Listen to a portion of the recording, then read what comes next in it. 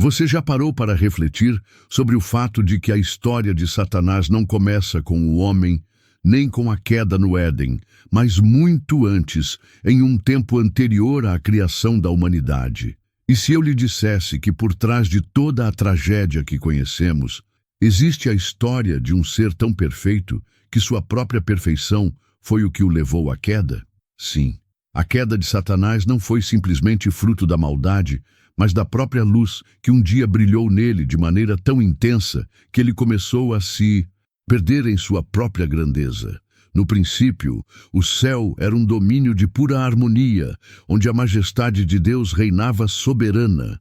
A paz celestial era incomparável, e os anjos serviam com alegria, refletindo a glória de seu Criador. Entre esses seres angelicais, havia um que se destacava, não apenas em posição, mas também em beleza e majestade. Ele era Lúcifer, o portador da luz, um querubim de inigualável esplendor, posto por Deus ao seu lado. Sua luz não apenas iluminava o céu, mas refletia a própria grandeza de Deus, como um espelho perfeito da sua perfeição. Era reverenciado por todos os outros anjos, pois sua luz simbolizava a magnificência do Criador. Porém, em meio a toda essa perfeição, uma pequena semente começou a germinar no coração de Lúcifer, uma semente de insatisfação que cresceria até tomar formas devastadoras. Lúcifer começou a olhar para si mesmo de uma maneira que nunca havia feito antes. Ele contemplava sua própria beleza, sua luz, e se perguntava: por que ser apenas um servo quando posso ser igual a Deus? Esse pensamento aparentemente inofensivo começou a crescer e a moldar sua visão. Seu olhar de admiração por sua própria grandeza logo se transformou em uma semente de arrogância. O orgulho começou a corroer sua alma. Ele acreditava que merecia mais do que a posição que ocupava, que deveria ser mais do que apenas um servo. O trono celestial, antes pertencente apenas a Deus, passou a ser um desejo ardente em seu coração. A grandiosidade que um dia o tornara o mais exaltado entre os anjos, agora o tornava cego. Ele acreditava que a sua perfeição o tornava digno de governar e não apenas de servir. Em sua mente, ele era o único capaz de ocupar aquele lugar, e sua ambição o cegava para a verdade. A beleza que antes refletia a luz de Deus, agora refletia sua própria soberba. Assim, com um coração inflamado de orgulho e revolta, Lúcifer iniciou a primeira grande rebelião, desafiando a ordem divina, acreditando que merecia mais. Ele não queria apenas estar ao lado de Deus, mas sim tomar o seu lugar. A grande rebelião celestial estava prestes a começar, e Lúcifer, o portador da luz, passaria a ser conhecido como Satanás, o adversário de Deus, marcado pela ambição que o levou à sua queda eterna. A tragédia que se segue não é apenas a história de um anjo caído, mas a história de como a perfeição, quando distorcida pela arrogância, pode gerar destruição. A queda de Lúcifer não é apenas uma lição sobre o mal, mas um aviso sobre o perigo de perder a humildade diante de nossa própria grandiosidade. Como poderia um ser tão perfeito cair em tal erro? Como a queda de um anjo tão sublime poderia trazer tanto sofrimento à humanidade? Com a rebelião de Lúcifer, ele se transformou no grande acusador, Satanás. Ele agora se voltaria contra a criação, contra o próprio plano de Deus. Sabia que o poder de Deus estava no amor, e para destruir esse amor, ele precisava corromper o que Deus havia feito de mais belo. Foi no Jardim do Éden, onde Adão e Eva habitavam, que ele encontrou sua oportunidade. Satanás se disfarçou de serpente, a mais astuta de todas as criaturas, e se aproximou de Eva. Ele não queria apenas que ela desobedecesse a Deus. Seu objetivo era muito mais profundo. Ele queria semear a dúvida sobre a bondade de Deus. Por que Deus disse que vocês não podem comer de toda a árvore do jardim? Com essa simples pergunta, Satanás lançou a dúvida, e a dúvida cresceu. Eva cedeu à tentação e comeu do fruto proibido. Ao oferecer a Adão, a desobediência consumou-se. Naquele momento, o pecado entrou no mundo e com ele a morte. A humanidade foi corrompida, mas ao invés de condenação definitiva, Deus, em sua misericórdia, os procurou. Onde estás? Gênesis 3:9. Ele fez roupas para cobri-los e deu a promessa da redenção, a promessa de um Salvador. Satanás, que acreditava ter vencido, agora se via desafiado pela misericórdia de Deus. Você já se perguntou como a lei de Deus, que reflete sua perfeição e santidade, pode se tornar, paradoxalmente, uma armadilha que nos afasta da verdadeira redenção? Como uma coisa tão boa, dada por um Deus tão perfeito, poderia ser a causa de tanto sofrimento e frustração?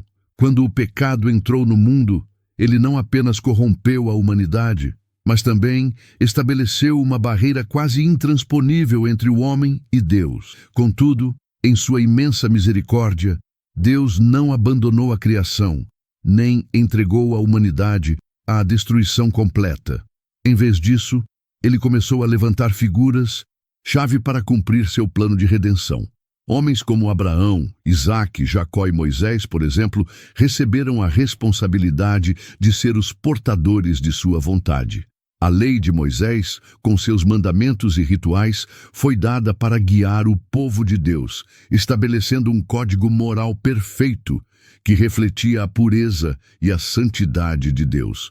Porém, essa lei, embora perfeita em sua origem, expôs algo fundamental sobre a natureza humana: a fraqueza e a incapacidade de cumprir um padrão tão elevado. Ela refletia a pureza de Deus, mas também revelava a distância que existia entre ele e a humanidade.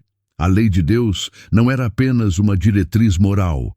Ela era, ao mesmo tempo, um espelho que mostrava as falhas e os erros dos seres humanos. A mais leve transgressão, por menor que fosse, era o suficiente para condenar. Ninguém, por mais justo que fosse, poderia cumprir a lei de forma perfeita. E foi exatamente nesse ponto que Satanás percebeu a oportunidade. Ele sabia que a lei, por sua perfeição, não poderia salvar. Ela não oferecia o perdão que a humanidade tanto precisava, mas apenas a condenação. Cada falha humana era uma chance para ele agir. Como o acusador implacável, Satanás usava cada erro, cada transgressão, como um pretexto para afastar os seres humanos de Deus. Ele sussurrava nos corações das pessoas: eles não são dignos do teu amor, Deus. Eles falharam. Eles não podem ser perdoados. A acusação de Satanás tornava-se mais forte a cada geração, à medida que as falhas humanas se acumulavam e a esperança de salvação parecia mais distante. A lei, então, tornava-se uma espécie de prisão espiritual. Enquanto os homens tentavam desesperadamente cumprir os mandamentos, mais e mais se afastavam da verdadeira redenção, pois a lei não oferecia a graça que eles precisavam. Em vez disso, ela amplificava a sensação de inadequação e culpa. E Satanás, ciente disso, usava a lei para reforçar a ideia de que a humanidade estava irremediavelmente perdida. No entanto, o plano de Deus nunca esteve destinado a ser frustrado. Mesmo com a acusação de Satanás, Deus não desistiu da humanidade. Através da lei, ele apontava para algo maior, algo que iria além da simples obediência, a necessidade de um Salvador. Aquele que cumpriria perfeitamente a lei em nosso lugar, oferecendo perdão e graça àqueles que crescem nele. Assim, a lei de Deus, em sua pureza, revelou não apenas a necessidade de justiça, mas também a profundidade da misericórdia de Deus, que enviaria seu Filho para cumprir o que nós nunca poderíamos cumprir, oferecendo finalmente a verdadeira redenção. A condenação da lei não foi o fim da história, mas o início do caminho que levaria à salvação por meio de Cristo. Quando a promessa do Salvador se tornou iminente, um sentimento de desespero e pavor tomou conta de Satanás. Ele sabia que sua era de domínio estava chegando ao fim, e a vinda daquele que destruiria seu reinado era agora uma realidade inevitável. Durante milênios, ele havia manipulado, enganado e corrompido a humanidade. Mas a chegada do Messias representava o colapso de tudo o que ele havia construído. O Salvador que Deus havia prometido não apenas traria a redenção, mas também a destruição de seu império das trevas. Satanás, imerso em seu orgulho e fúria, viu a iminente vinda de Cristo como uma ameaça existencial. Ele sabia que, ao surgir, o Messias quebraria sua autoridade e tiraria o poder que ele mantinha sobre a humanidade. A cada profecia, a cada promessa que se cumpria, Satanás sentia o cerco se apertando ao seu redor. A guerra que ele travava contra Deus agora estava prestes a ser decidida e a batalha final estava à vista. Quando soube do nascimento de Jesus, Satanás compreendeu que o momento decisivo chegara. Ele sabia que, se conseguisse eliminar a criança, poderia destruir a promessa divina antes que ela tivesse chance de se concretizar. Movido pela fúria e pela desesperada necessidade de evitar sua derrota, Satanás usou um de seus instrumentos terrenos, o rei Herodes. Manipulando o monarca com sua ganância e paranoia, Satanás incitou Herodes a ordenar um massacre brutal. Todos os meninos menores de 2 anos em Belém foram mortos. Uma tentativa cruel de exterminar o Salvador, enquanto ele ainda era um bebê, sem defesa. Mas, como sempre, Satanás subestimou o poder e a sabedoria de Deus. Em sua infinita misericórdia e proteção, Deus guardou Jesus. A criança foi levada para o Egito, onde permaneceria até o momento certo de sua missão se cumprir. O plano de Satanás, mais uma vez, falhou. Seus esforços para interromper o curso divino não faziam sentido diante da soberania de Deus.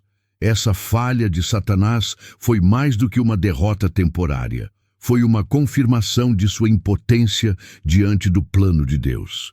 Ele pode tentar manipular a humanidade, pode tentar matar a esperança de salvação, mas jamais poderá frustrar a vontade do Criador. O nascimento de Jesus, ainda que envolto em circunstâncias difíceis e sombrias, foi o primeiro sinal visível de que a vitória de Deus sobre o mal estava em andamento e Satanás não poderia impedir isso. Quando Jesus iniciou seu ministério, Satanás sabia que aquele seria seu confronto final, a última chance de derrotar o plano divino que estava prestes a ser consumado. Ele sabia que, se pudesse corromper o Salvador, poderia evitar sua derrota e manter seu domínio sobre a humanidade. Então, no deserto, em um momento de extrema fraqueza e solidão, Satanás aproximou-se de Jesus, oferecendo-lhe o que ele acreditava ser a maior tentação para o ser humano: poder, riquezas e domínio absoluto sobre todas as coisas. Se você é o Filho de Deus, diga a estas pedras que se transformem em pães, disse Satanás, tentando aproveitar-se da fome de Jesus após 40 dias de jejum. Você tem o poder, mostre-o, conquiste o mundo, seja o rei. Tudo o que precisa fazer é se submeter a mim. A tentação parecia simples. Um único ato de adoração a Satanás em troca de todo o poder do mundo. Poder para governar, riqueza infinita e controle absoluto sobre todos os reinos da terra. Para qualquer ser humano, essa oferta poderia ser tentadora, mas não para Jesus. Sua missão não estava em conquistar terras ou acumular riquezas, mas em restaurar o relacionamento entre Deus e a humanidade, libertando os homens do pecado e da morte eterna. Jesus sabia que a verdadeira vitória não estava no poder terreno, mas na obediência a Deus.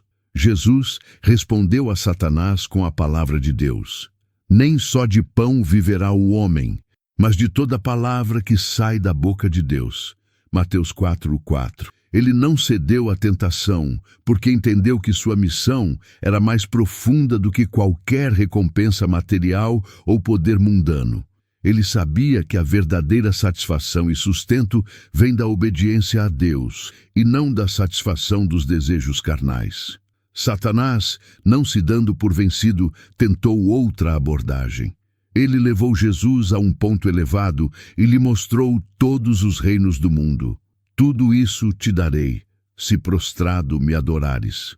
A promessa de domínio sobre todas as nações, a garantia de poder absoluto, mais uma vez foi oferecida a Jesus. Mas Jesus, firme em sua missão, respondeu novamente com a palavra de Deus: Ao Senhor teu Deus adorarás e só a Ele servirás. Mateus 4:10.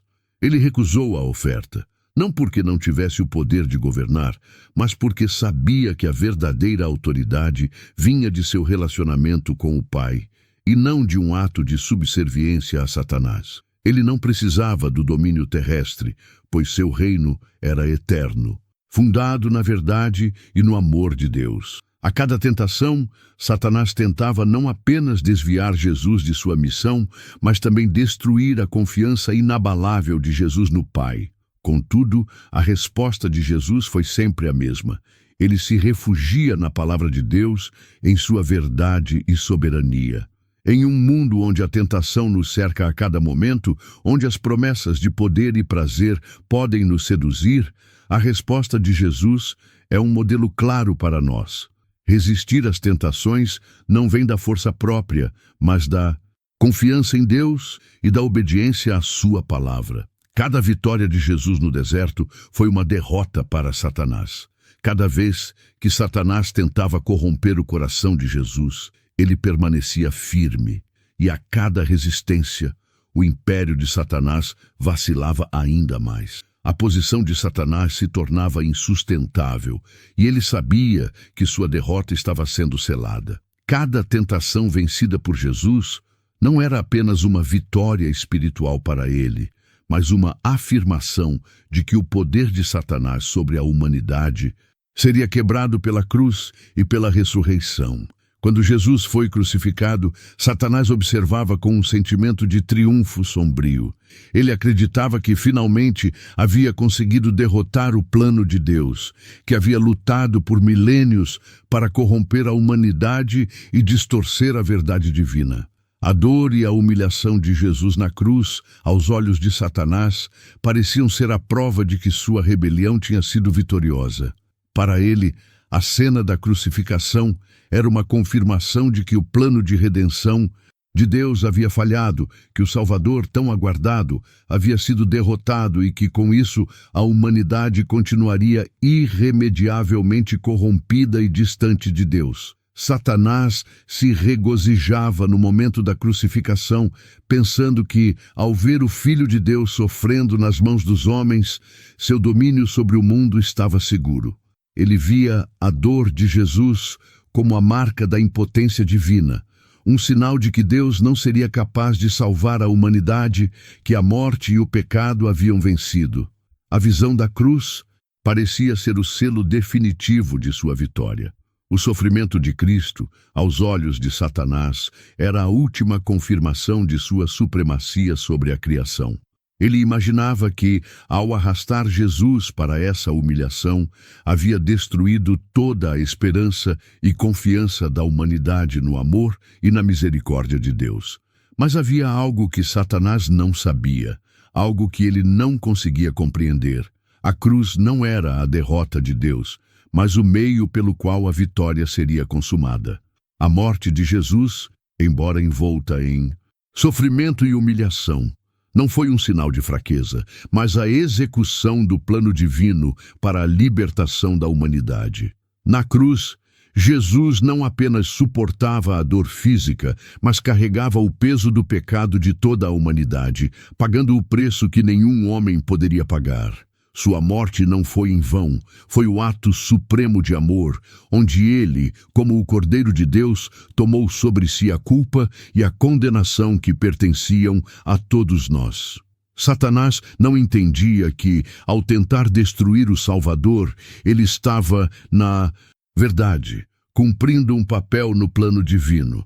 Ele acreditava que poderia derrotar Jesus, mas o que ele não sabia era que a cruz era o meio escolhido por Deus para quebrar o poder do pecado e da morte.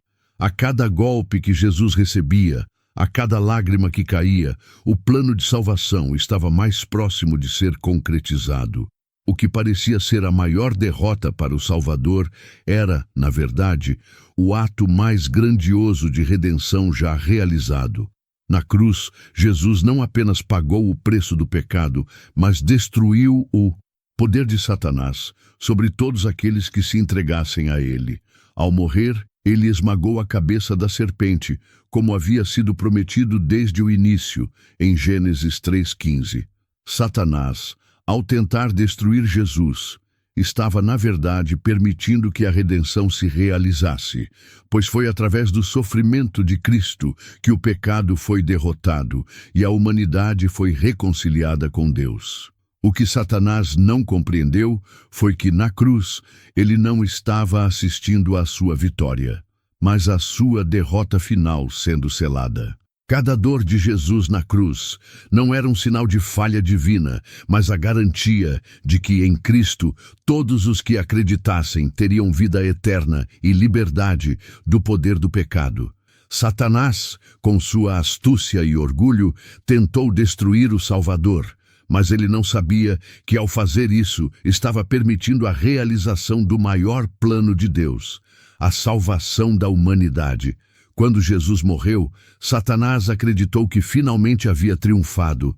Ele observava a cruz com um sentimento distorcido de vitória, imaginando que sua autoridade sobre a humanidade estava intacta, que o pecado e a morte continuariam a governar os corações humanos, mantendo-os aprisionados em seu poder.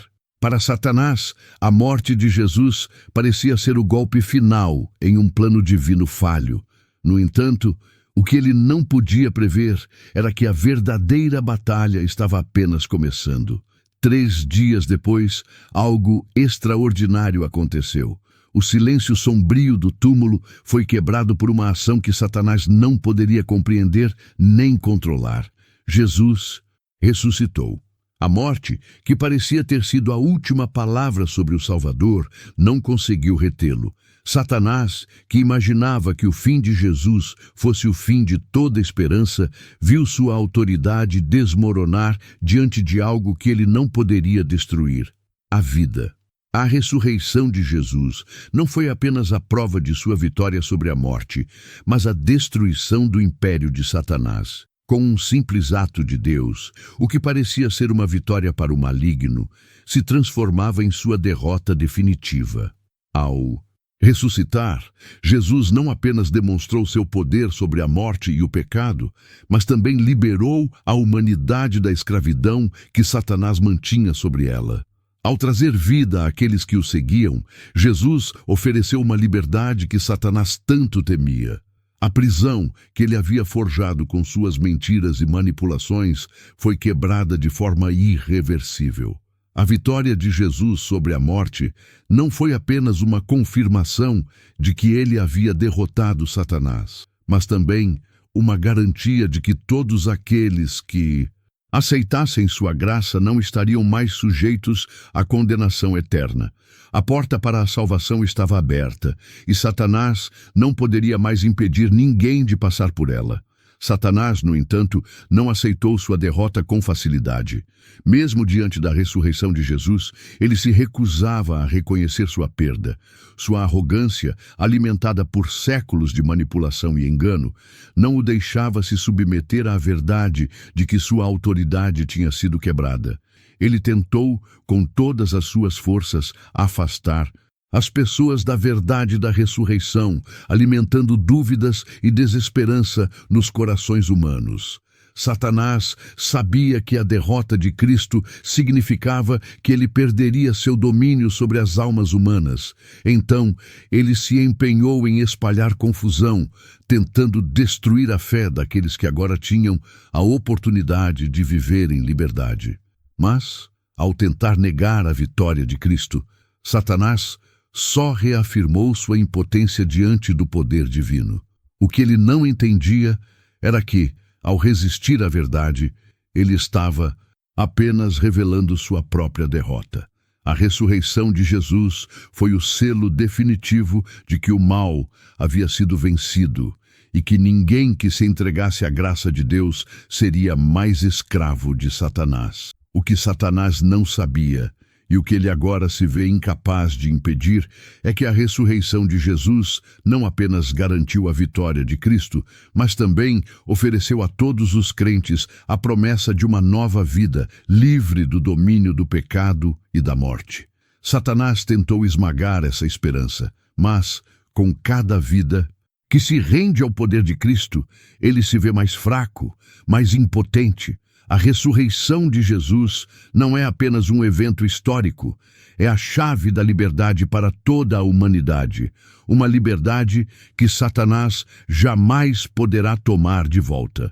Quando o fim dos tempos finalmente chegar, Satanás, aquele que desde o princípio se rebelou contra Deus e tentou destruir sua criação, enfrentará a derrota definitiva que ele sempre temeu. Por milênios, ele lutou contra o plano divino, manipulou as nações, corrompeu os corações e distorceu a verdade, tudo na tentativa de afastar a humanidade de Deus e manter o domínio sobre as almas. No entanto, sua batalha contra Deus e contra a humanidade será, no fim, totalmente em vão. Ele, que se considerou o governante deste mundo, verá sua autoridade e poder desintegrados para sempre. Satanás será finalmente lançado no lago de fogo, o destino final do mal e do pecado, um lugar de tormento eterno, preparado para ele e seus seguidores. Este não será apenas o fim de sua jornada de rebelião, mas a execução final da justiça divina que ao longo dos séculos aguardou pacientemente para fazer com que todo o mal fosse devidamente punido. O lago de fogo não é apenas um lugar de tormento físico, mas o símbolo eterno da separação irreparável de Deus, a punição máxima para aquele que se opôs à sua soberania. Satanás, que um dia brilhou como o portador da luz, agora será consumido pela escuridão eterna de seu próprio orgulho e pecado. Porém, enquanto a sentença de Satanás é irrevogável, a humanidade, redimida e transformada, será acolhida na glória prometida por Deus. Aqueles que, ao longo da história, escolheram seguir a Cristo e viver em sua graça, agora desfrutarão de uma liberdade plena, livre das garras do mal, do pecado e da morte. O sofrimento e a dor causados pela corrupção de Satanás não terão mais poder, e aqueles que foram lavados pelo sangue de Cristo serão recebidos na presença de Deus, vivendo para sempre em paz, alegria e comunhão com o Criador. Esse é o triunfo final do bem sobre o mal, a realização das promessas divinas feitas a Adão e Eva no jardim, quando a serpente seria esmagada pela descendência da mulher. No fim, não haverá mais lugar para Satanás e suas obras. O mal será erradicado e a humanidade será restaurada ao seu propósito original, vivendo para sempre em harmonia com Deus, em um novo céu e uma nova terra, onde não haverá mais dor, nem lágrimas, nem morte. O que Satanás não compreendeu ao longo de sua longa luta contra Deus e a humanidade foi que sua derrota estava garantida desde o início. A cruz e a ressurreição de Jesus já haviam selado sua derrota. O final dos tempos apenas confirmará que, por mais que ele tenha lutado, ele jamais pode vencer o plano eterno de Deus. A vitória de Deus será consumada e, em última instância, será Deus quem reinará eternamente com os seus filhos, livres para sempre da presença do mal. A história de Satanás é uma história de orgulho, revolta e fracasso, mas também é uma história de misericórdia, redenção e vitória. Deus, em sua infinita graça, cumpriu sua promessa de salvação, e a vitória de Jesus na cruz garantiu a derrota definitiva de Satanás. Ao refletirmos sobre essa história, somos chamados a permanecer firmes em nossa fé, a resistir às tentações de Satanás e a viver na liberdade e no perdão que Jesus conquistou para nós. que possamos aprender com a história de Satanás e nunca esquecer que, no final, o bem sempre triunfará. Se você se sentiu tocado por essa história, deixe seu like, compartilhe e inscreva-se no canal para mais conteúdos como este. Que Deus abençoe a todos.